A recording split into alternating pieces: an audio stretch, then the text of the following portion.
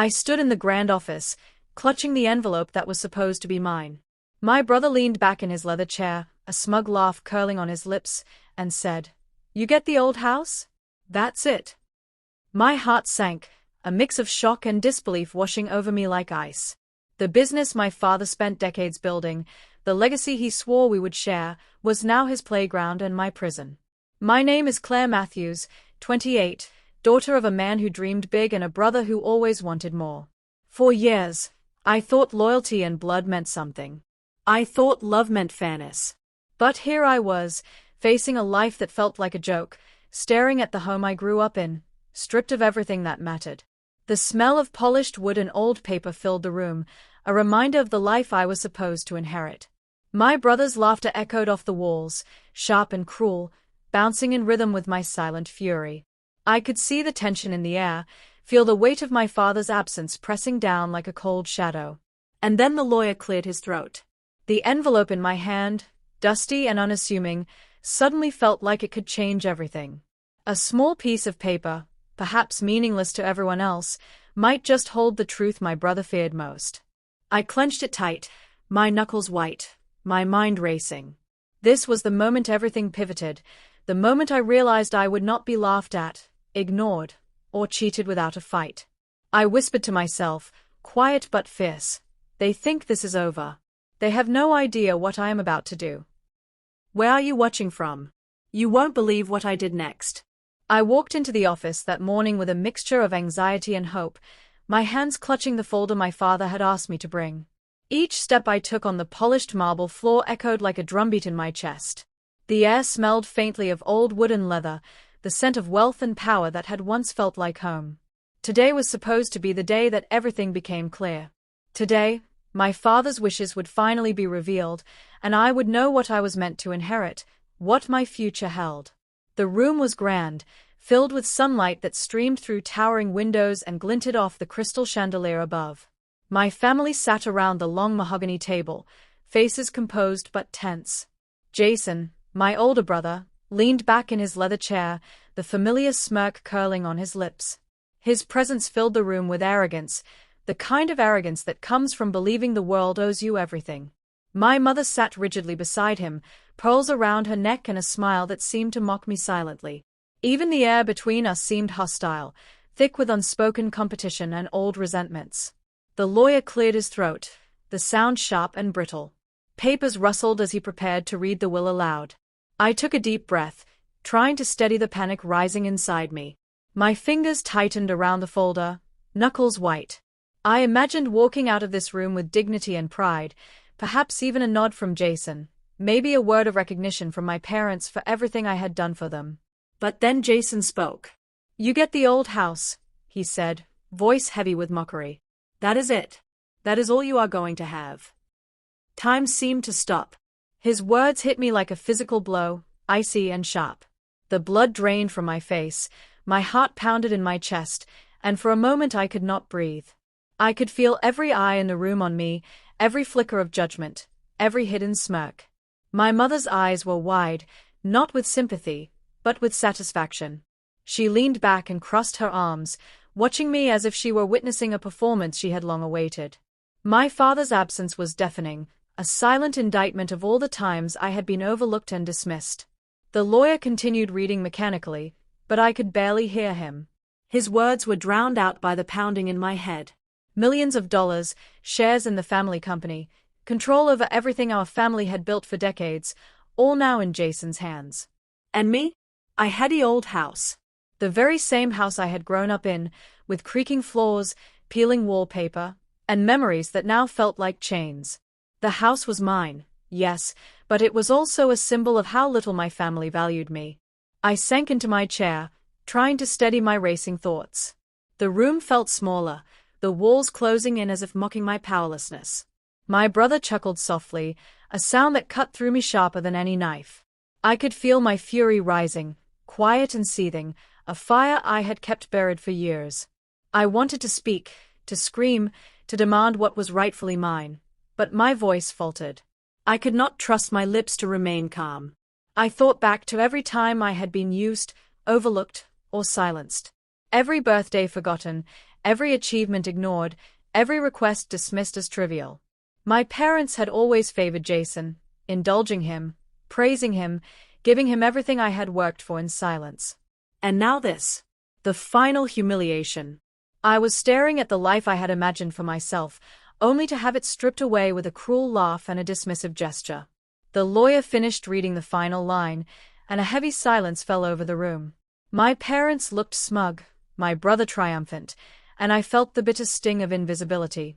I realized then that blood did not guarantee loyalty, that love did not ensure fairness, and that the family I had trusted more than anyone had quietly decided I was expendable. I rose slowly, taking in the opulence around me, the gleaming furniture, the portraits of ancestors who had built fortunes and empires.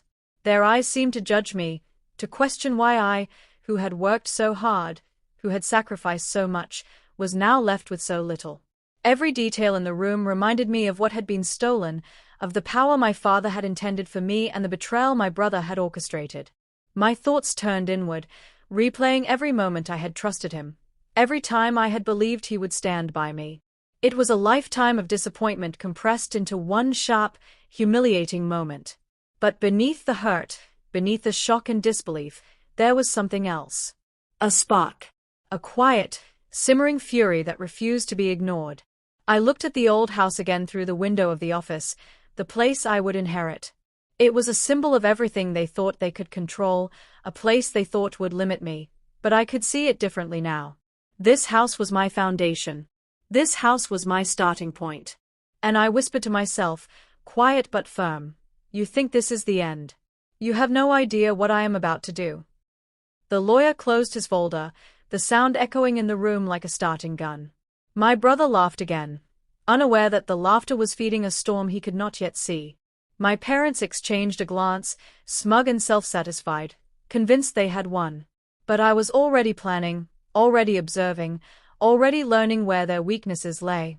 Every smile, every gesture, every word they had used to manipulate me would now be part of the strategy I had not yet revealed to anyone. I left the office without a word, the envelope holding the documents my father had left for me clutched tightly in my hand. The halls felt long and empty, the echoes of my brother's laughter following me like shadows. I could feel the weight of every past injustice pressing down on me, but I also felt a surge of determination. I would not be laughed at. I would not be ignored. I would not be made invisible.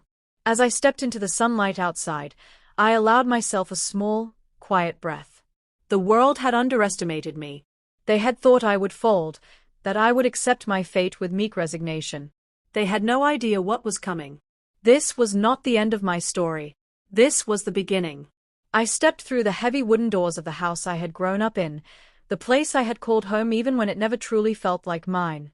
The air smelled of aged wood, dust, and memories.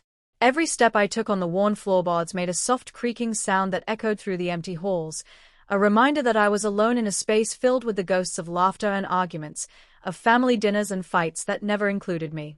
The walls seemed taller, more oppressive, than I remembered, pressing in with the weight of everything I had lost, everything that had been taken from me in that cold office yesterday. I paused in the entryway, running my fingers along the banister that was polished but worn. I had walked past this handrail 1,000 times as a child, holding on for support, holding on for comfort, holding on to the hope that my place in this family would someday be recognized. But now, as I looked at it, I realized it had been a silent witness to all the ways I had been overlooked. The smooth wood was familiar, but it felt like a boundary, separating me from a life that had been denied. I shivered, though the air was warm. I was here, physically present, emotionally raw, mentally preparing. I wandered through the house slowly, almost reverently. The dining room still had the long mahogany table, the one where I had sat in silence while my parents praised my brother, where I had served plates and refilled glasses while my presence was barely acknowledged. I touched the chairs, feeling the grooves worn into the wood by generations before me, and I realized I was touching the foundation of my inheritance in more ways than one. This was more than a house. It was a testament to the life I had been denied, and yet it was mine. The kitchen smelled faintly of old spices and dish soap, a memory that once brought comfort now tainted with bitter recollection.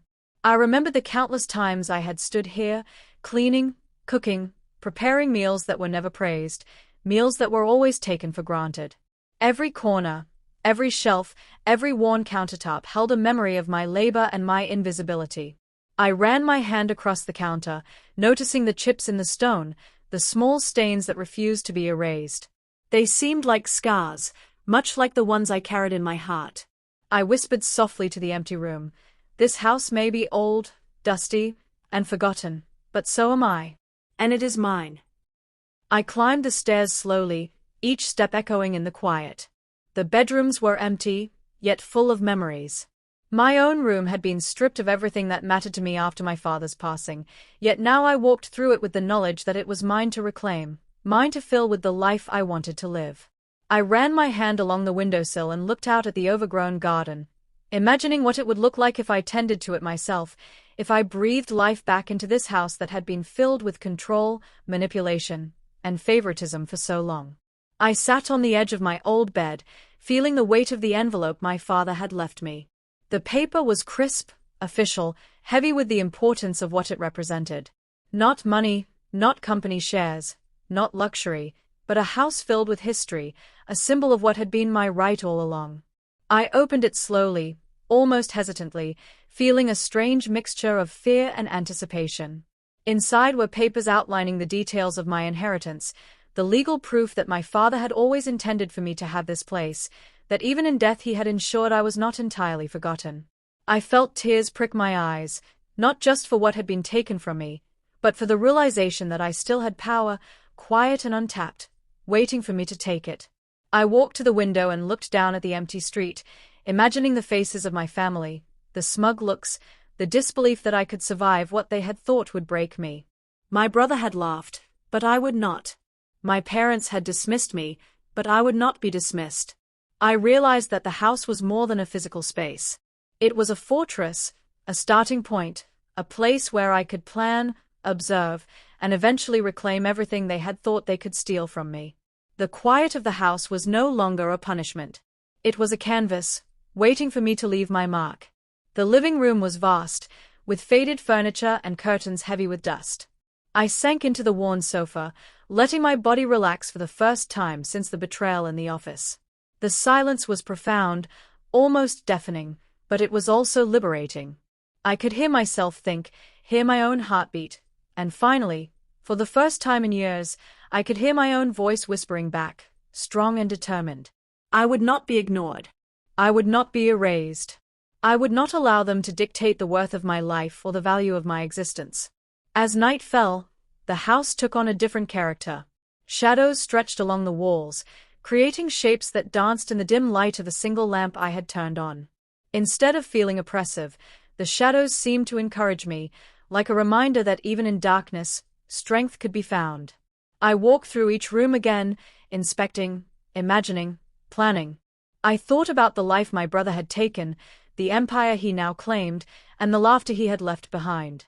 I realized that the laughter and mockery were fuel, not chains. I would use their arrogance against them, quietly, deliberately, like the tides reshaping the shore. I sat at the dining table once more, opening the drawers where silverware had long been kept. The clink of metal against metal echoed through the empty house. I imagined this house alive again, filled with laughter, filled with purpose, filled with justice. Every corner, every object, every memory became a tool, a reminder, a lesson. I would turn every insult, every overlooked moment, every time I had been silenced, into the foundation of my strength. Hours passed. I made plans, notes, and observations. I organized the house, slowly reclaiming it, not just as a structure, but as a symbol of my authority, my heritage, and my unbroken spirit. I realized that the old house was more than a place to live. It was a challenge, a battlefield, and a sanctuary all at once. I could almost hear my father's voice in the silence, reminding me that he had always believed in me, even when the world had not. Finally, I stood at the front window once more, looking at the moonlight glinting off the quiet streets. I whispered to myself, "They think they have won. They think I am small, powerless, and broken. But they have no idea. This is only the beginning. They will see what happens when the girl they ignored decides to rise." I closed the curtains, locked the doors, and for the first time, felt a sense of calm determination. I would not be the powerless one anymore. This house, with all its dust, cracks, and memories, was now my starting point. The night felt like an ally, the silence a friend, and the house a fortress waiting to be transformed. My anger simmered quietly, my resolve hardened, and I knew that when morning came, I would take the first step toward reclaiming everything that was mine. The attic was dark, filled with shadows that seemed to stretch and twist with every movement I made. Dust hung thick in the air, making my throat itch and my eyes water. I coughed quietly, aware that the house was silent except for the sound of my own footsteps on the wooden floor. This place had been forgotten, left to gather years of neglect, much like the way my brother and parents had treated me. Every corner was filled with old furniture, boxes stacked precariously, and the smell of paper that had aged beyond recognition. I took a deep breath, bracing myself for what I might find. I ran my fingers along the boxes, lifting lids carefully to avoid the collapse of years of accumulated belongings. Old photographs spilled out, some faded, some torn, but each telling a story I had only glimpsed from the edges of family life. My father had captured moments that no one else seemed to remember, moments of pride, moments of joy, moments when I was included not as an afterthought but as part of the family. I paused on one photograph of my father standing with me on his shoulders at a summer picnic. I remembered that day vividly. His laughter, my laughter, the way he had looked at me as if the world could not touch me as long as he was there. But beneath the warmth of memories, I sensed secrets. I had always suspected my brother had taken more than he deserved, but I had no proof. Now, in this dusty attic, surrounded by the forgotten remnants of my father's life, I hoped to find it. I opened a box labeled with my father's neat handwriting, letters stacked meticulously, bound with twine. Each envelope was a piece of a puzzle, and I felt my pulse quicken. The first letter I opened was addressed to me, written in my father's careful script. His words were filled with pride and love, but also caution. He wrote about the responsibilities I would one day inherit, the strength I would need, and the cunning I would need to protect what was rightfully mine. My hands shook as I read. This was not just a letter. It was a roadmap, a guide for a daughter who had been ignored, undervalued, and dismissed. I could feel his presence in each line, urging me forward, reminding me that I was never truly powerless. As I continued sorting, I found business contracts with my brother's signature, some forged, some manipulated. Every document was a revelation. He had taken loans in our father's name, sold parts of the family company without authorization, and left me with nothing. I could feel my anger building, a fire that had been smoldering since the day of the will. But this anger was no longer blind. It was precise, focused, ready to be used as fuel for the plan that was forming in my mind. Ledger books fell open as I flipped through them. The numbers told a story of greed, deception, and betrayal. My father had meticulously recorded each transaction, anticipating that one day I might need to uncover the truth. My brother had thought he could erase me, silence me, leave me with nothing. He had no idea how thorough my father had been. Each page I turned was another piece of evidence, another step toward reclaiming what was mine. I paused to breathe, overwhelmed by the magnitude of what I had discovered.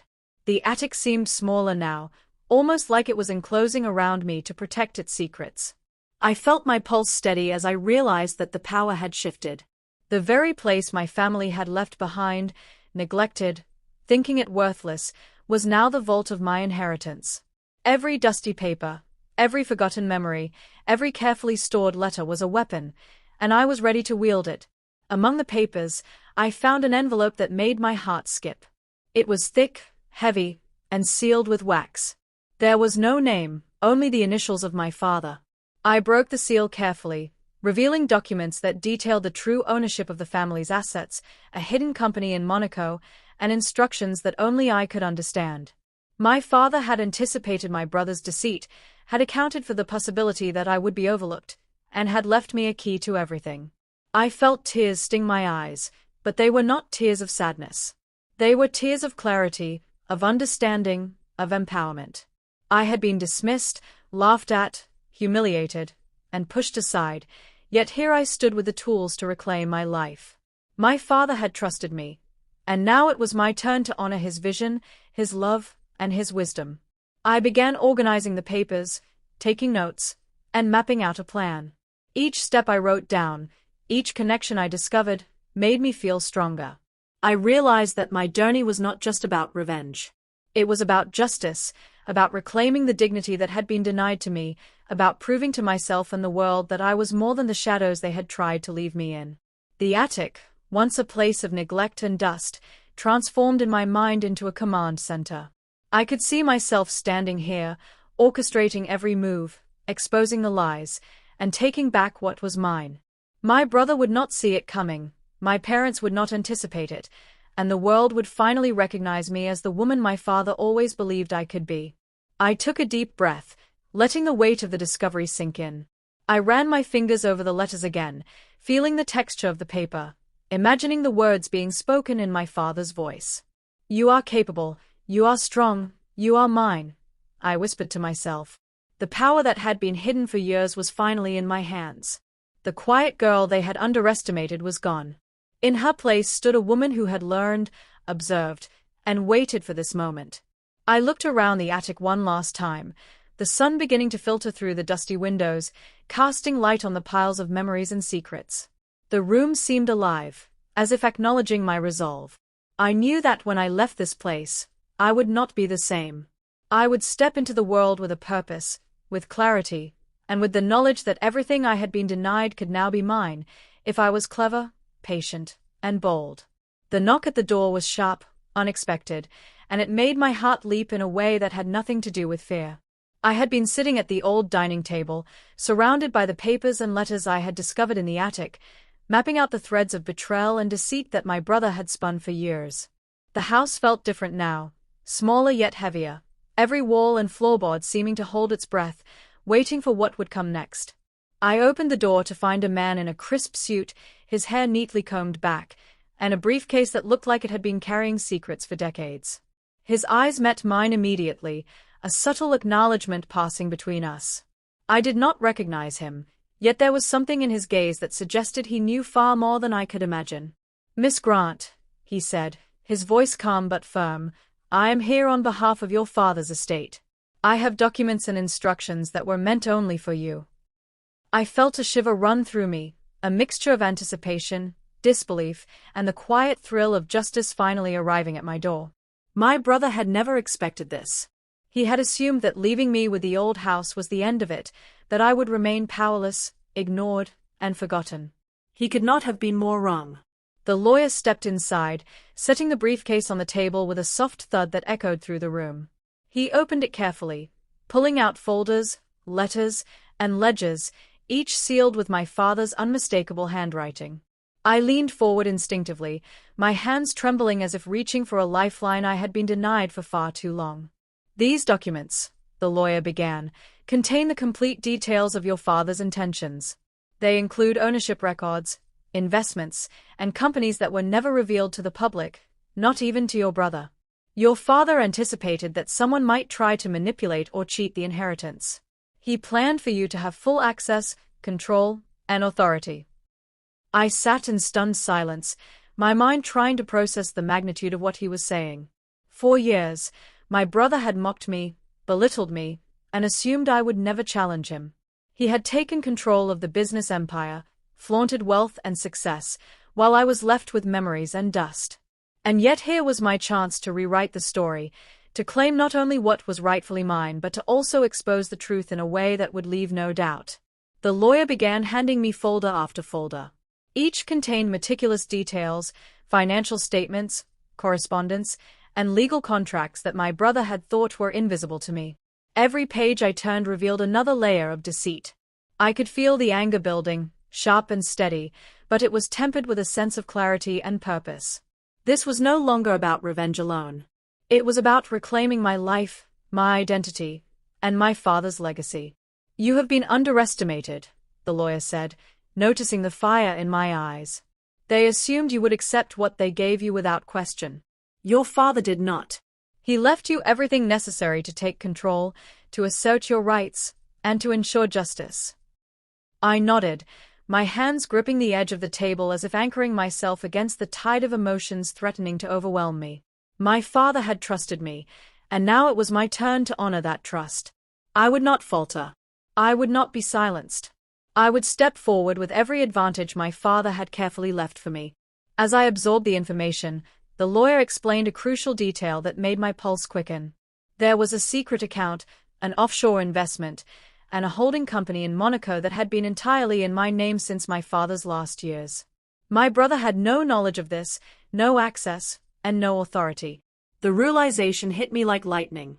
What had seemed like a small consolation, the old house, was merely a distraction from the true inheritance. My father had protected me in plain sight. I felt my lips curl into a small, private smile.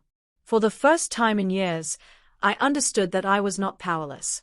I had been tested, ignored, and humiliated, but the tools to reclaim my life were finally within reach. My brother's arrogance, his laughter at my supposed misfortune, had blinded him to the truth. And now, with the lawyer's guidance, I would wield that truth carefully, deliberately, and strategically. The lawyer noticed my expression and paused, giving me a quiet look. "It is crucial that you proceed with caution," he said. "You must understand the legal ramifications, the strategies needed to reclaim control without unnecessary exposure. Your father prepared this to protect you, not to create chaos. But make no mistake, your brother will resist." I felt a wave of determination settle over me. Resistance did not frighten me. In fact, it fueled the fire that had been smoldering in my chest since the day of the will. I had spent years in the shadows of my family's greed. I had been laughed at, dismissed, and treated as nothing more than a forgotten child. But that era ended now. The lawyer began outlining a plan, explaining how the documents would serve as legal proof, how certain companies could be reclaimed, and how my father had anticipated every possible move my brother could make to undermine me. He spoke in detail, and I listened, every word embedding itself in my mind like a roadmap to my new life. Each strategy he described was another tool to dismantle the facade my brother had built and to assert my rightful claim. I felt my heart pounding, a mixture of exhilaration and cautious calculation.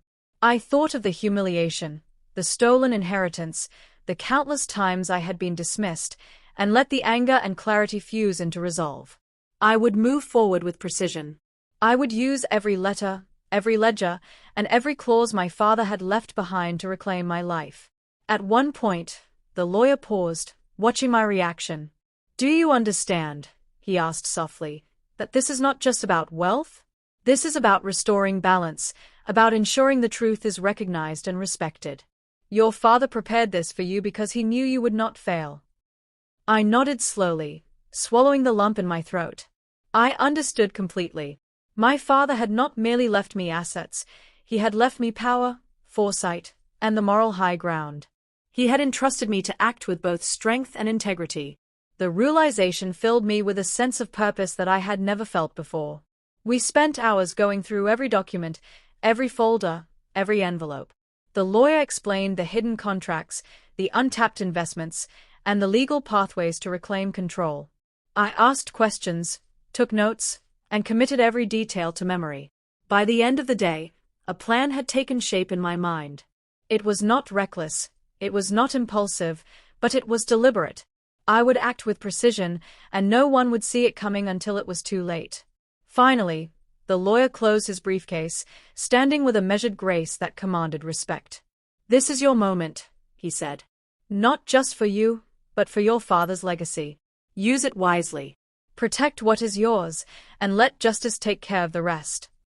I stood there, absorbing his words, feeling the weight of responsibility and the thrill of possibility. I had been underestimated for too long. I had been silenced, ignored, and humiliated. But now, with the lawyer's guidance and my father's meticulous planning, I held the key to everything my brother thought he had stolen from me. I felt a deep breath fill my lungs, a sense of clarity and resolve washing over me. I would reclaim what was mine, not with anger alone, but with strategy, intellect, and the quiet power of someone who had been prepared for this moment all along. My brother's laughter, my parents' dismissive glances, and the sneers of anyone who doubted me would finally meet their match. I turned to the lawyer, my voice steady but firm. "We begin now. I said, feeling the full weight of my father's trust and the power I had finally realized. He nodded, a small smile of approval crossing his face, and I knew that nothing would stop me. Not arrogance, not betrayal, not even years of being underestimated. I sat in the quiet of the old house, the morning light slipping through dusty curtains, casting long shadows across the papers spread before me. I had spent days combing through the stacks of documents, letters, and ledgers my father had left behind, but it was today that everything began to make sense. Every smile my brother had faked, every conversation he had manipulated, every night of sleepless anxiety I had endured while trying to understand the truth, it was all there, written in black and white. At first, I could barely breathe. The numbers, the contracts, the careful wording of agreements and property transfers revealed something monstrous. My brother had not only claimed the business empire, but he had actively hidden debts, manipulated contracts, and misrepresented my father's intentions in ways that would have trapped me forever if I had not discovered them. He had been playing a long game, confident that I would remain powerless and oblivious. The reality settled over me like a cold wave. I had been betrayed in every possible way by someone I had trusted with my life, someone I had once called family. The depth of the deception made my head spin. I could see the meticulous nature of his schemes, how he had rewritten clauses, hidden accounts, and even influenced certain board members to align with him. It was not just carelessness or greed. It was a plan, executed with precision, meant to ensure that my inheritance would vanish while he expanded his control. My fingers trembled as I held a letter that my father had written in his last year, warning me that some family members might attempt to manipulate what was rightfully mine. I could feel his presence in every word, his love guiding me to see the truth before it was too late. I leaned back in my chair, overwhelmed by a mixture of fury and clarity. Anger rose in me, raw and unfiltered, but it was tempered by understanding. I was not powerless. I had always been underestimated. He had assumed that the shy, compliant sister would accept what she was given without question. He had assumed that I would remain silent, that I would watch him thrive while I drowned in disappointment. He had been wrong. Every document, every ledger, every note my father had left was a tool, and I now held the blueprint to reclaim everything. As I continued to sift through the papers, I realized just how deep the deception went. Certain investments my father had made decades ago were still intact, legally mine, and completely untouched by my brother's manipulations. Offshore accounts, trust funds, and hidden properties had been safeguarded with my name alone. My father had anticipated the worst, he had prepared for greed and betrayal, and he had armed me with the means to rise above it. I could almost hear his quiet voice whispering encouragement as I traced my finger across the contracts, absorbing the careful precision with which he had protected me. I stood and moved to the window, staring out at the overgrown garden that had once been my father's pride and joy. My brother had dismissed me, mocked my efforts, and assumed that I would crumble. The weight of betrayal threatened to crush me, but as I looked at the fading light and the quiet strength of the house that had nurtured me, I felt something else: determination. I would not simply reclaim what was mine, I would expose the truth in a way that could not be ignored. The letters told stories beyond financial deception. My brother had lied to manipulate family members, create alliances, and secure his own image.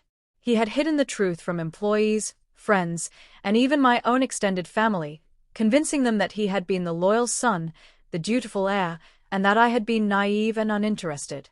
Reading his words was like peeling back a mask I had never seen, revealing the calculated cruelty underneath.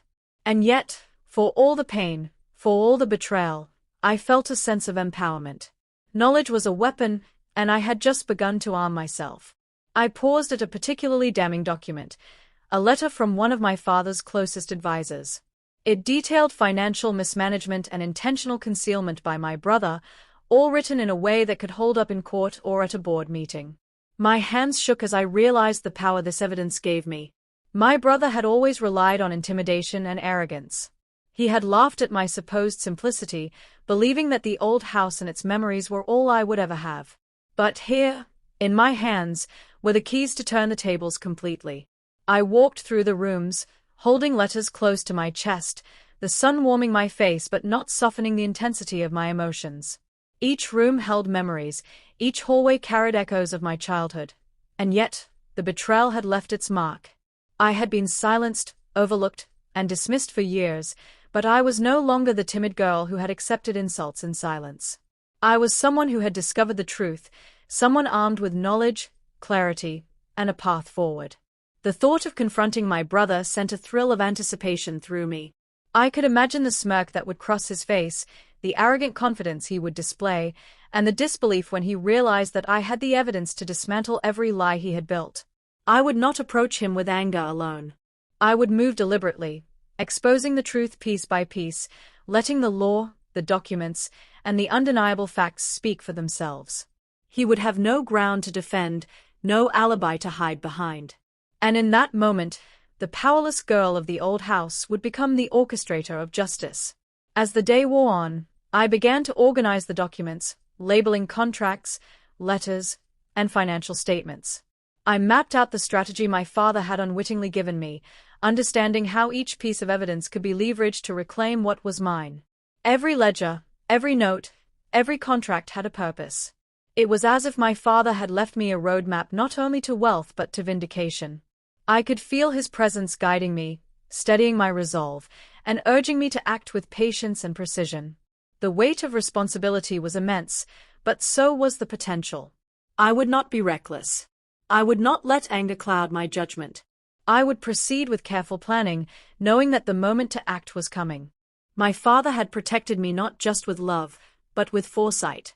Now, I had to honor that trust, embrace my power, and prepare for the confrontation that would finally expose my brother for what he truly was. I paused by the fireplace, letting the warmth wash over me, as I thought about the years I had spent underestimating myself, waiting for acknowledgement that never came. I realized that for too long I had allowed others to define my worth. My brother's laughter, the family dismissals, the whispers behind my back, they had all shaped me, but they no longer held power over me. I was ready to reclaim my life, my inheritance, and the respect that had always been mine. I picked up the final letter, my father's handwriting familiar and comforting, his words etched in ink yet echoing in my mind. Trust in your judgment, protect what is rightfully yours, and do not be swayed by those who seek to diminish you. I closed my eyes, feeling the weight of his legacy settle on my shoulders, not as a burden, but as a mantle of strength. I was ready. I looked at the scattered papers, the evidence of my brother's deceit and my father's foresight, and felt a sense of calm determination. Justice was no longer an abstract concept. It was tangible, actionable, and within my grasp. The anger that had simmered for years was now harnessed into a force I could control, and the future that had seemed uncertain and bleak was suddenly filled with opportunity and purpose. I stood in the attic, the quiet house around me, the weight of history pressing in, and whispered to myself, I will not be silenced. I will reclaim what is mine. The words felt like a promise, a vow, and a declaration. Every lie, every betrayal, every moment of humiliation would be met with the truth, and I would stand unshaken, armed with knowledge, strategy, and the unwavering guidance of my father. I paused and turned to the camera, my voice firm and direct, even as the adrenaline coursed through me. Have you ever been betrayed by someone you trusted most? Have you ever felt powerless in the face of family deception? I want to know. Share your story, comment below, and stand with me as I take what is rightfully mine. I sat at the kitchen table with the late afternoon sun slanting through the curtains, the papers spread around me like a map of betrayal and possibility. The house felt different now, not a prison but a strategy room.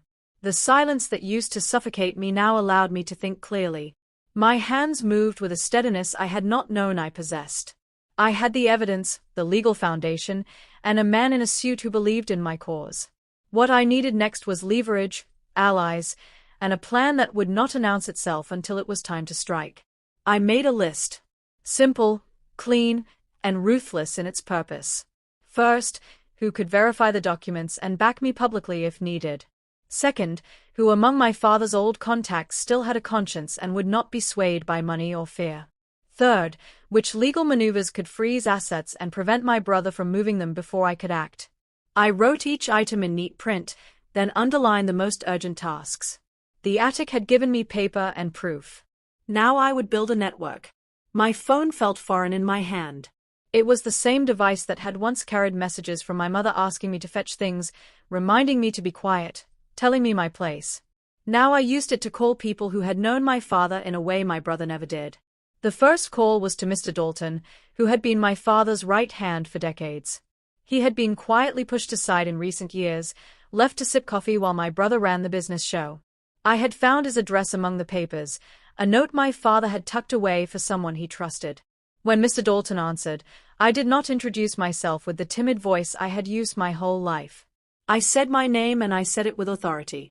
I told him, briefly and clearly, that I had documents that changed everything, that my father had planned for contingency, and that I needed someone who understood the truth to stand with me. There was a pause on the line that felt like an eternity, then his voice came back low and certain. Meet me at my office at noon tomorrow, he said. Bring everything. I could feel my pulse quicken, but not from fear. It was anticipation. Mr. Dalton had been loyal to my father in a way my brother could never comprehend. If he agreed to help, others would listen. I wrote down the meeting and then called Elena Morales, a financial analyst who had worked on several investments with my father. She had always questioned the flashy deals my brother favored. Her email address was in an old notebook. She answered on the third ring, and when I explained, she said simply, I will look at the numbers, but do not move anything until we talk. Her caution told me she was the kind of ally I needed. I moved methodically through the contacts I had uncovered in the papers. Some names were easy, trusted associates who had fled the inner circle when my brother's methods became too brazen. A few were trickier, people who had been bought in part, or who feared retribution. For them, I prepared letters, carefully worded, offering transparency rather than threats, appealing to their loyalty to my father's true principles. I needed their cooperation, not their fear. My father had built relationships with respect and fairness. I would honor that approach. At night I worked with the lawyer, unpacking legal strategies. He taught me how to request emergency audits, how to petition courts to freeze suspicious transfers, and how to quietly secure injunctions before my brother could palm off assets to shell companies. He emphasized discretion. A premature move could spook partners and send assets scattering out of reach. My brother thrived on impulse, and he expected me to react with panic. I intended to use patience as my weapon. We also discussed the optics. It would not be enough to produce documents in a boardroom and expect justice to follow. I needed credibility, witnesses, and a sequence that would leave no room for plausible deniability. That meant gathering testimony from former employees, readying certified copies of the ledgers, and lining up auditors who would not be bought. I felt the weight of the task, but it no longer felt impossible. Each step had a purpose, each contact a role. The plan began to take shape like a building rising beam by beam. I was careful about who knew what. Secrets could leak, files could be altered, and my brother had the advantage of familiarity with the business world. I limited the circle to 3 people I trusted implicitly, including the lawyer and Mr. Dalton. Elena remained off the main list until we had numbers she could verify. I created false routines to make my absence from the house seem ordinary, while I moved through the city meeting people in cafes and small offices, not the places my brother frequented. I learned to be invisible in plain sight, to move with the quiet precision of someone who had nothing to prove in noise.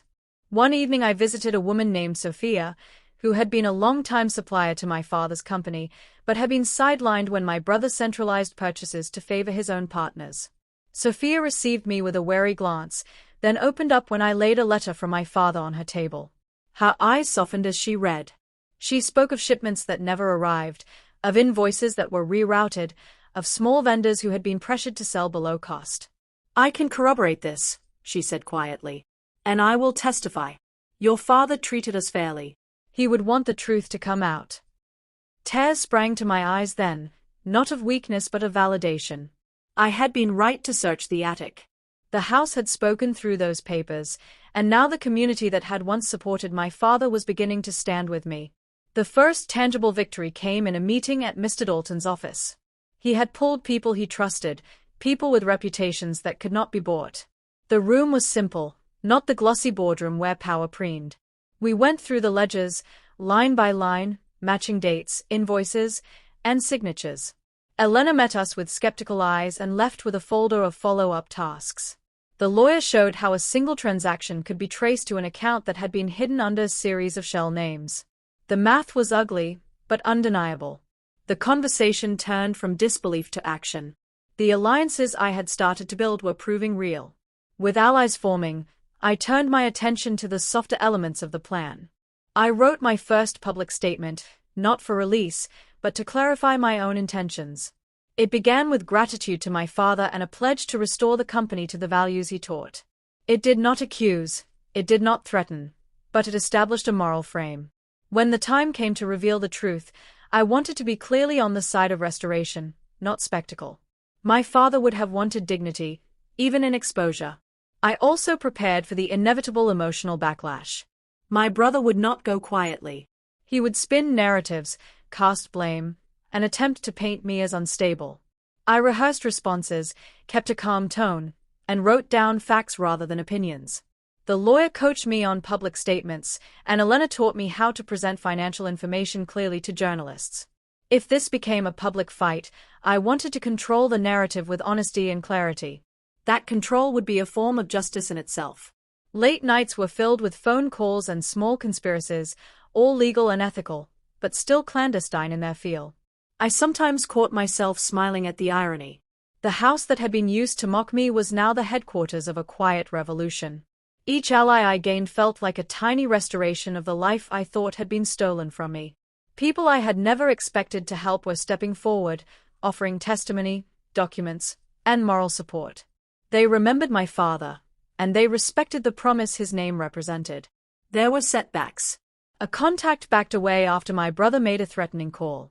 A ledger was missing a page. A shareholder who had promised support vanished.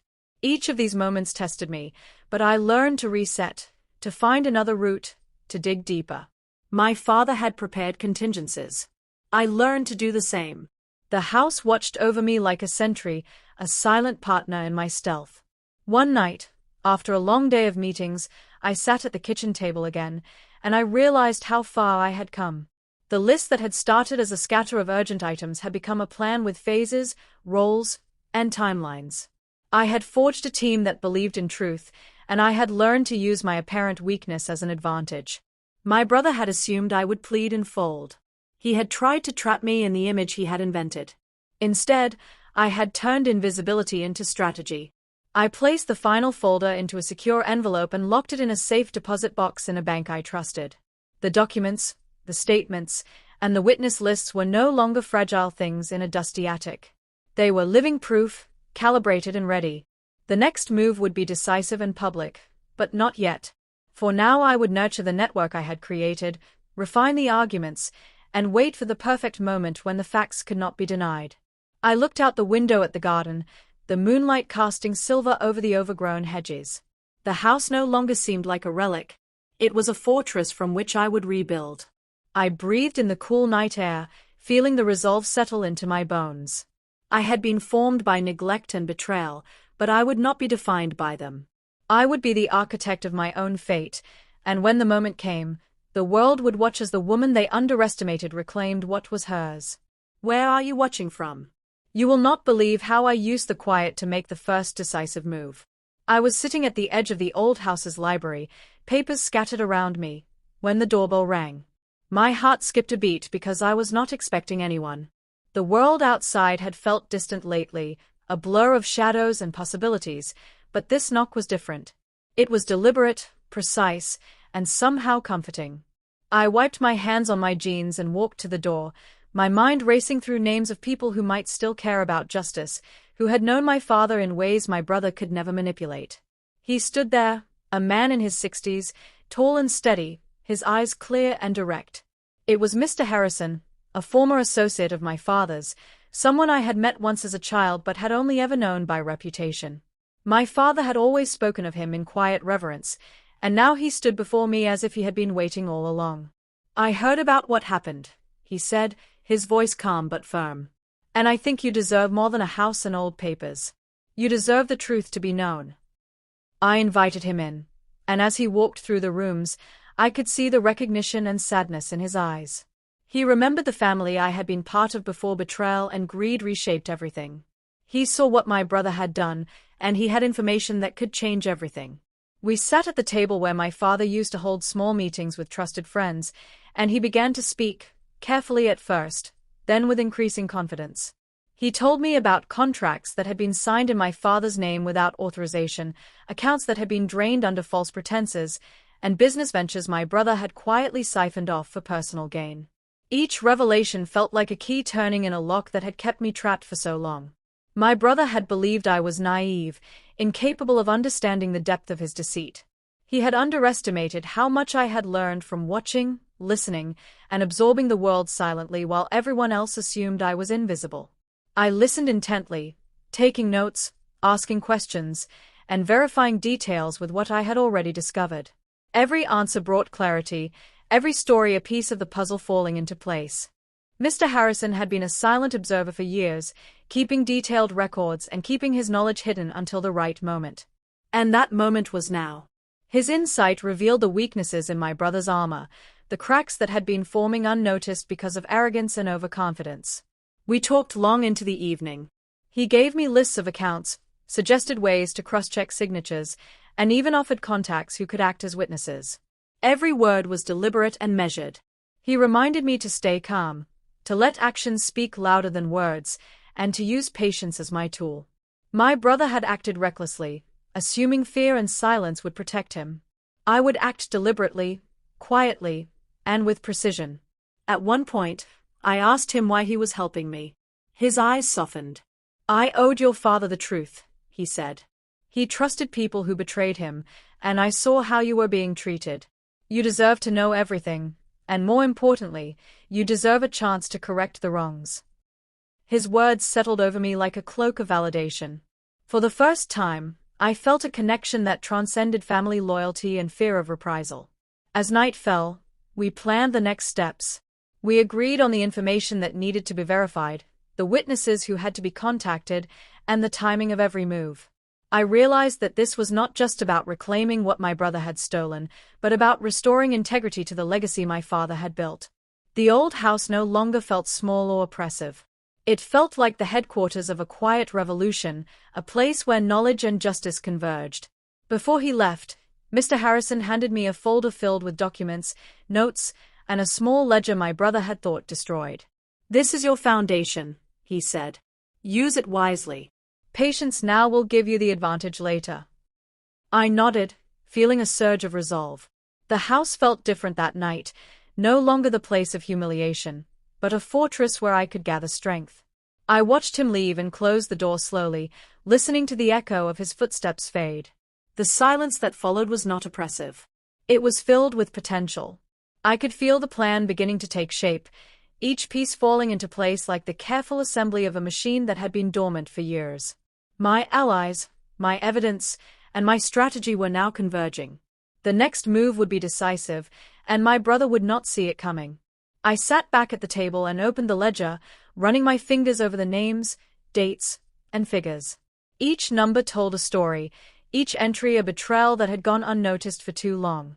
But now I had the means to expose it, to correct it, and to reclaim what was mine by right and by principle. My hands no longer shook with fear but with anticipation. I had been underestimated, dismissed, and ignored. Now I had power, information, and the truth on my side. I picked up my phone and wrote a message to Elena, letting her know we had a new ally with inside knowledge. She replied quickly, excitement and caution threading through her words. "This changes everything. Proceed carefully." I smiled, because everything was beginning to change, just as I had hoped. The night deepened, and I walked through the halls of the old house, touching the walls that had once confined me. I could almost hear my father's voice, quiet and firm, guiding me. I realized that this was more than revenge. It was about reclaiming justice, honoring the truth, and proving to the world that underestimation is a dangerous mistake. I closed the door to the library, the folder clutched to my chest, and whispered to myself, "This is just the beginning." My heart felt steady, my mind sharp, and my purpose clear. I had allies, evidence, and a plan. My brother had thought he had the advantage, but he had no idea what was coming. If you have ever been underestimated, ignored, or dismissed, remember that patience and knowledge are your most powerful allies. Stand firm and gather your forces, because the quietest moves can be the most devastating. Don't forget to subscribe and comment if you believe in standing up against betrayal. The morning air was crisp as I walked up to the office building, the same place where my brother had publicly claimed victory and dismissed me. My heart was steady, my face calm, but inside every nerve was alert. I had rehearsed my words, my demeanor, my questions. This was no longer about revenge fueled by emotion. It was about facts, evidence, and the truth that I had carefully assembled over weeks. Each document, each ledger, each witness I had quietly consulted was part of a larger plan that would unfold today. As I entered the office lobby, familiar sights triggered old memories. The polished floors, the marble stairs, and the portraits of my father watching over the space now felt like markers of what was rightfully mine. My brother was already there, speaking to a few employees, his posture confident but slightly rigid. He smiled at me as if to remind me of my so-called defeat, but I ignored the jab. I walked past him, nodding curtly to the people who knew me from childhood, many of whom looked uneasy under his watchful eyes. The lawyer was waiting in the conference room, a tall man with a solemn expression. He gestured for me to enter, and I could feel the weight of anticipation in the air. Guests, employees, and a few investors were already seated. My brother entered last, exuding the same arrogance that had cost him oversight of his own mistakes. The room was thick with tension, as if everyone could sense that something monumental was about to happen. The lawyer began by reading excerpts from my father's will, carefully and deliberately. Each word landed like a hammer, echoing in the silent room. He detailed my father's intentions, the exact allocation of business shares, and highlighted discrepancies that my brother had tried to manipulate. As he spoke, I watched my brother's face drain of color. The confident smile faltered, replaced by subtle panic. Every lie he had relied on, every attempt to cover his tracks, was now unraveling in front of witnesses. Employees whispered to each other, some nodding in disbelief. Investors shifted uneasily in their chairs, realizing that the foundation they had trusted was built on deception. The people who had once laughed at me, who had assumed my defeat was permanent, now looked on with shock and curiosity. I felt a sense of quiet vindication, but it was tempered by the weight of responsibility. This was not merely personal. It was about justice, integrity, and exposing a betrayal that had gone on far too long. My brother tried to interrupt, his voice rising in an attempt to regain control, but the lawyer held firm. Every interjection was met with calm clarification, reinforcing the facts and highlighting the evidence I had gathered. I noticed subtle gestures from colleagues who had once feared my brother. Some were now nodding toward me, their eyes filled with a mixture of respect and surprise. They had seen the careful strategy, the patience I had employed, and the meticulous preparation that allowed this confrontation to unfold flawlessly. As the documents were displayed, showing the mismanagement, hidden accounts, and fraudulent signatures, a low murmur ran through the room. My brother's attempts to defend himself became increasingly desperate. He glanced at the witnesses I had arranged to attend, recognizing faces that had known the truth all along. His arrogance, once a shield, now felt like a prison, constricting him as the room absorbed every word of evidence. I felt my hands relax on the table in front of me, letting the lawyer carry the weight of the revelations. I did not need to shout, to plead, or to beg. The truth spoke louder than any emotion I could have displayed. Every gasp, every look of disbelief, every subtle shift in posture among the guests was a confirmation that I had been underestimated, that the quiet patience and preparation I had maintained were more powerful than my brother's brazen confidence. At one point, a trusted former advisor of my father stood up, corroborating my findings. His voice was steady and measured, recounting specific incidents that aligned perfectly with the evidence I had uncovered. My brother's face turned red with embarrassment and fear. This was no longer a private confrontation. The truth was now public, witnessed by those whose opinions and decisions mattered most. I took a deep breath, savoring the moment without gloating. This was the culmination of weeks of planning, research, and careful alliance building. Each action I had taken led to this point. The documents, the witnesses, and the lawyer's precise delivery all combined to create an unassailable narrative. My brother had assumed that silence and intimidation would keep me powerless, but patience, truth, and evidence had rewritten the story entirely. By the end of the reading, the room was filled with stunned silence. My brother sank into his chair, defeated, as murmurs and whispered confirmations spread among the attendees. The laughter and mockery that had once humiliated me were replaced with recognition of my resolve, intelligence, and unwavering determination. I had not only reclaimed my dignity but had done so in a manner that left no room for denial or retaliation. I looked around at the faces in the room, realizing that this public exposure was more than a personal victory. It was a lesson in justice, patience, and the power of preparation. My brother had underestimated me, as so many had before, and now he faced the consequences of that misjudgment. I felt a quiet pride, knowing that I had turned humiliation into empowerment and injustice into opportunity. Before leaving, the lawyer handed me a sealed folder containing all supporting documents and records of testimony.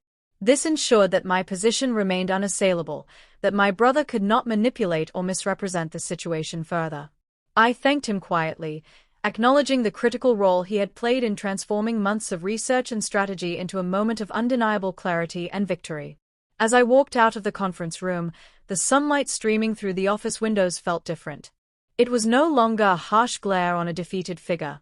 It was illumination, clarity, and the promise of a future shaped by truth rather than fear. My brother followed, silent and defeated, aware that the power dynamics had irrevocably shifted. The city outside continued its rhythm, oblivious to the drama that had unfolded within those walls. But for me, the day marked a turning point. I had reclaimed my voice, my authority, and my rightful place in the legacy my father had built. Every step I took, every glance I received, affirmed that patience, preparation, and truth were more potent than arrogance, manipulation, or betrayal. The morning sunlight filters through the tall windows of the courtroom, casting long shadows across polished wood and marble floors. I stand quietly near the entrance, my hands folded, heart steady, and mind sharp. Today is not about emotion.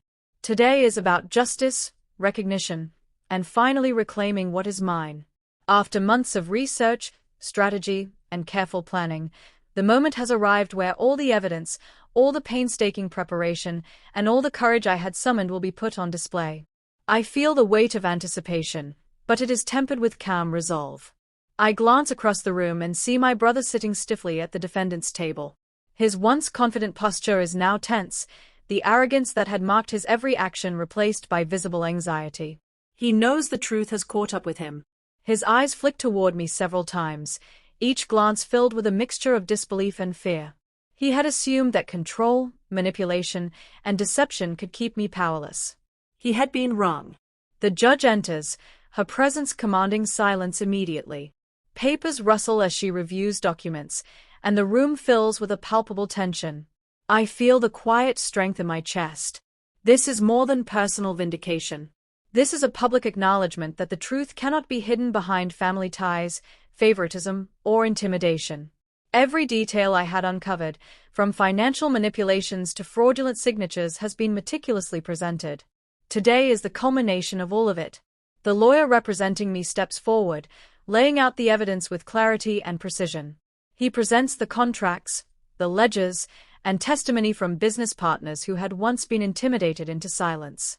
Each piece of evidence dismantles my brother's claims, revealing the extent of his deception. The murmurs among the attendees grow louder. Colleagues, investors, and distant relatives lean forward, shocked at the thoroughness of what they are seeing. The laughter and sneers that had once followed me are replaced by gasps and whispers. I watch my brother struggle to interject, to defend himself against facts that cannot be denied. He stammers and fumbles, each attempt weaker than the last. I feel no triumph in his discomfort. My purpose is not to humiliate, but to restore what has always belonged to me. The judge listens intently, allowing every document and testimony to be fully understood before speaking. Her impartiality is reassuring. Justice is not swayed by favoritism or manipulation. It is grounded in truth. The turning point comes when the lawyer introduces evidence of my brother's attempts to conceal debts, misappropriate funds, and manipulate family assets. The court collectively absorbs the weight of this revelation. My brother's face pales. The colleagues who once whispered in fear now nod toward me in recognition. The courtroom is no longer a stage for intimidation. It has become a chamber where honesty and fairness prevail. After hours of presenting evidence, the judge calls for a recess. I step back, taking a deep breath, feeling the tension release slightly. Outside, the city moves on as if unaware of the battle that has just taken place within these walls. I feel a quiet pride in what I have accomplished. Every hour spent organizing documents, every late night spent contacting witnesses, and every careful step in this journey has led to this moment. Returning to the courtroom, the judge begins her final statements. She acknowledges the legitimacy of my claims and the evidence presented. She confirms that the estate and business interests are rightfully mine, and that my brother's actions have consequences. The words hang in the air like a victory anthem. I see shock, disbelief, and for some, admiration, on the faces around me. I look at my brother one last time. The fear and realization of his mistakes are etched into his expression. He had underestimated me, dismissed my capability, and assumed that silence and manipulation would keep me subdued. But truth, patience, and determination have overturned his assumptions. I feel a wave of quiet empowerment. I am no longer overlooked. I am no longer the sibling dismissed and underestimated. The court adjourns, and I step outside into the sunlight. The weight that had pressed down on me for so long begins to lift. Business partners approach me, offering congratulations and expressions of respect. People I had known for years but who had never truly seen me now acknowledge the diligence, intelligence, and courage I demonstrated. I walk through the hallways, past the stunned expressions of those who had once doubted me, finally feeling the full measure of recognition. As I enter the old family office, now fully mine, I run my fingers along the polished wood of the desk, imagining my father's presence. I feel the continuity of what he built, what he protected, and what he envisioned for me. His faith in me, though once challenged and tested by family betrayal, has been realized. I finally understand the full depth of his foresight and love. I begin the process of reorganizing, contacting advisors, and making decisions that will strengthen the company. The old house, the offices, and the legacy left by my father are no longer symbols of loss and injustice. They are now instruments of growth, proof of resilience, and the manifestation of truth. Every contract signed, every meeting held, and every decision made is a testament to the patience and persistence that brought me to this point. Looking back at the courtroom in my mind, I feel a mixture of reflection and satisfaction. The humiliation I endured, the doubt I faced, and the struggle for recognition have all been transformed into a story of empowerment. My brother's actions, once a source of frustration and pain, have now become the catalyst for my rise. I realize that being underestimated, dismissed, or overlooked is often a precursor to strength, preparation, and strategic success. I pause to reflect on the journey. From the moment of betrayal to this triumph, every challenge, setback, and moment of doubt has contributed to a larger understanding of myself and my capabilities. I am not defined by the humiliation I suffered, but by the determination I applied to overcome it. This victory is as much internal as it is external. Before leaving, I take one final glance at the courtroom, the office, and the city beyond. I am ready to embrace the responsibilities and opportunities that now belong to me. I am ready to lead, to honor my father's legacy, and to continue building a life defined by integrity, justice, and recognition. The silent fury that once burned within me has transformed into purposeful action and deliberate empowerment.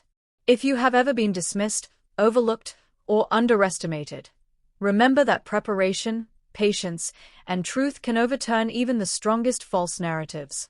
Subscribe and comment if you believe in standing up for what is rightfully yours. The morning sun streams through the tall windows of the old house, casting warm light across the familiar hallways. I walk slowly, taking in every detail, the worn floors, the ornate moldings, the shelves lined with old books that once seemed irrelevant to me. Each room tells a story of my childhood, of quiet struggles, and of a home that once felt both safe and suffocating at the same time. Now, walking through it, I feel a sense of ownership and belonging that I have never known before. This house is no longer a relic of loss. It is a symbol of renewal. I pause in the main living room, imagining what it will become. Family gatherings, meetings with business partners, celebrations of milestones, and quiet evenings of reflection. Every decision I make here will honor my father's vision and my grandfather's foresight. The house is more than walls and furniture. It is a testament to resilience, strategy, and the unshakable commitment to truth. The laughter and whispers of past humiliation are replaced by the hum of purpose and the steady rhythm of possibility. As I organize my father's old business documents and personal letters, I find reminders of the lessons he tried to teach me. Patience, diligence, and integrity. Every page reinforces the path that I am now walking. The betrayal I endured, the mockery from my brother, and the moments of isolation were painful. Yes, but they have forged a new version of me, stronger, wiser, and unafraid to claim what is rightfully mine.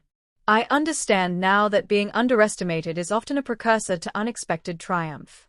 I take a moment to walk through the garden, where the flowers bloom against the odds, pushing through cracks in the stone paths. The metaphor is not lost on me. Just as these flowers find a way to thrive, so too have I grown through adversity.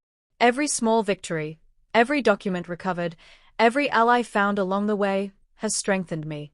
I am no longer the quiet, overlooked sibling. I am a woman who commands respect, who stands tall in the face of doubt, and who embraces both family and business responsibilities with unwavering confidence. The community of people who once dismissed me now sees me in a new light. Business partners reach out to offer collaborations, neighbors acknowledge the careful work I have done to restore the house and its legacy, and even distant relatives approach me with genuine curiosity and respect. I accept these gestures without arrogance, knowing that true empowerment comes from measured actions and thoughtful leadership. It is not about revenge for its own sake. It is about reclaiming what is mine, honoring my family's legacy, and using my position to make meaningful change. As I settle into my father's old study, the sun casting a golden glow over the mahogany desk, I reflect on the journey that brought me here. Every hardship, every insult, and every moment of doubt contributed to the woman I am now. The house, once a symbol of restriction and loss, is transformed into a place of growth and possibility. I make a mental note to establish spaces for mentoring young women in business, for community gatherings, and for fostering the same sense of courage and resilience that has carried me through so much. Walking through the rooms, I notice small details that had once gone unnoticed. The cracks in the walls remind me that nothing perfect lasts forever, but every imperfection tells a story. The faded photographs of ancestors and family members serve as a reminder that legacy is not measured by wealth alone, but by the values, integrity, and determination passed down through generations. I feel a profound connection to my father and grandfather, understanding the sacrifices they made and the trust they placed in me to carry forward their vision. I stand at the window overlooking the city below. The bustling streets, the hum of life, and the endless possibilities stretch before me. I think about the past, about the brother who doubted me, and about the moments when humiliation and injustice seemed insurmountable. Those experiences are no longer chains. They are the foundation for the life I am building now. Every step I take within this house, every decision made, reinforces my autonomy, my courage, and my commitment to fairness and truth. I reflect on the lessons learned from betrayal and hardship. I have discovered that strength is not only in action but in the careful cultivation of patience and wisdom. Power is not always loud or visible. It can be quiet, deliberate, and strategic. By embracing the challenges I faced, I have transformed pain into insight and adversity into opportunity. This house, my inheritance, and the legacy of my family now symbolize not loss, but growth, resilience, and the pursuit of justice tempered with purpose. Sitting down at the large wooden desk, I open my laptop and begin planning initiatives to honor my family's legacy while creating a future that reflects my values. The companies that were once under my brother's manipulation will now operate with integrity and accountability. Every decision, every new partnership, and every investment reflects the lessons I have learned. I feel a deep sense of satisfaction in knowing that I am not only reclaiming what is mine, but I am also shaping a legacy that will endure for generations to come. I take a deep breath and look around the house one final time before the day ends. The sunlight fades, leaving a warm glow over the walls and floors. I smile quietly, knowing that the old house, once a symbol of loss and disappointment, now stands as a monument to perseverance, strategic thinking, and unwavering truth. I am no longer the sibling dismissed, the overlooked heir, or the girl underestimated by family and circumstance. I am a woman who has reclaimed her life, her inheritance, and her dignity. Like, share, subscribe, and comment your own story of reclaiming power or dignity. Tell me about a time you stood up, overcame betrayal, or transformed loss into strength. Let us celebrate the courage it takes to rise from the shadows and embrace the full potential of who we are. I sit quietly in the study, the house finally feeling like home. The air is calm, but my mind races through everything that happened, the betrayal, the humiliation, the moments I thought I would never recover. I think about my brother, the people who doubted me, and the ones who underestimated my resolve. I feel a quiet satisfaction knowing that truth and patience have their own power. What was taken from me is no longer lost. What was denied to me is now mine. Every challenge I faced has shaped me, and every moment of doubt has strengthened my purpose. I look around at the old house that now pulses with life and possibility. It is no longer a symbol of neglect or a reminder of those who tried to diminish me. It is a monument to resilience, courage, and strategic perseverance. I walk through the rooms, imagining the future. The spaces once quiet and empty are now alive with plans for mentoring, giving back, and creating a legacy that honors my father, my grandfather, and the lessons they passed down. This is more than just reclaiming property. This is reclaiming identity, dignity, and power that was always meant to be mine. I reflect on the journey, the long nights spent studying documents, piecing together clues, reaching out to allies who believed in justice, and carefully planning my moves. I remember the doubt, the whispers, the laughter behind my back, and the moments I felt small and invisible. And yet, all of it has led me here. I have learned that strength is not only in confrontation but in patience, intelligence, and the quiet accumulation of truth. Power can be subtle, deliberate, and unstoppable when wielded wisely. I realize that my story is not just about me. It is about standing tall when everyone expects you to fall. It is about proving that integrity, courage, and strategic thinking can outlast greed, manipulation, and cruelty. I now see that life setbacks are often the beginning of a far greater journey. My grandfather's wisdom guided me even when I could not see it, and my actions today honor the foresight and love that was quietly placed in my hands.